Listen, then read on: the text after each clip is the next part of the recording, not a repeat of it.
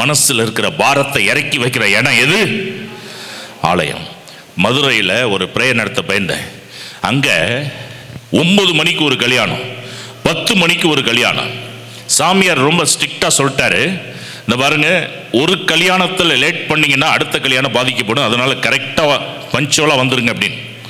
இப்போ 9 மணி கல்யாணத்தை ஸ்டார்ட் பண்ணுறப்ப பார்த்தா மாப்பிள்ளை மட்டும் தான் வந்திருக்காரு, பொண்ணு அழகானா.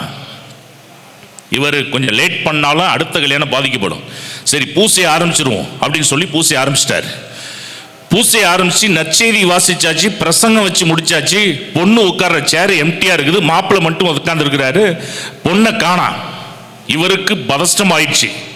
பூசை நன்மை கொடுத்து முடிக்கிறப்ப தான் பொண்ணு இங்கேருந்து வருது.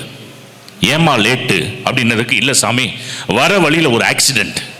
சரி, அந்த பொண்ணை திட்டவா முடியும், சரி வாமான்னு சொல்லி கல்யாணத்தை மந்திரிச்சிட்டார். கூட வந்த தோழி சொல்லியிருக்கிறா, வர வழியில் ஆக்சிடென்ட்லாம் நடக்கல ஃபாதர், வந்ததே வேற, நடந்ததே வேற.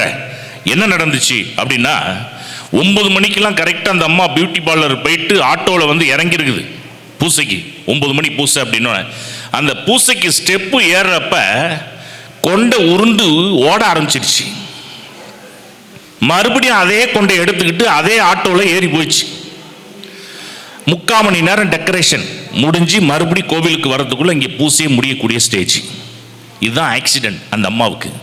கடைசியில் அவர் சொன்னார், ஃபாதரு, அந்த கல்யாணம் 2 மாசத்துல பிரிந்து போய்விட்டது என்று சொல்லி வருத்தப்பட்டார். பிரியமானவர்களே, முதல்ல நம்ம யாருக்கு முக்கியத்துவம் கொடுக்கணும்னா ஆண்டவருக்கு முக்கியத்துவம் கொடுக்க வேண்டும். முதலில் பரலோக ராஜ்யத்தை தேடு.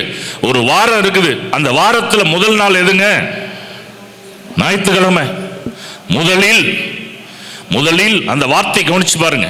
அப்ப முதலில் பரலோக ராஜ்யத்தை தேடு, மற்ற எல்லாம் உனக்கு சேர்த்து கொடுக்கப்படும். அப்ப ஞாயிற்றுக்கிழமை முதல்ல ஆண்டவரை தேடு. அடுத்த நாள் சனிக்கிழமை வரைக்கும் உள்ள ஆசீர்வாதத்தை என் பிள்ளைகளுக்கு அந்த ஞாயிற்றுக்கிழமை தான் சேர்த்து வச்சிருக்கிறேங்கிறார் ஆண்டவர்.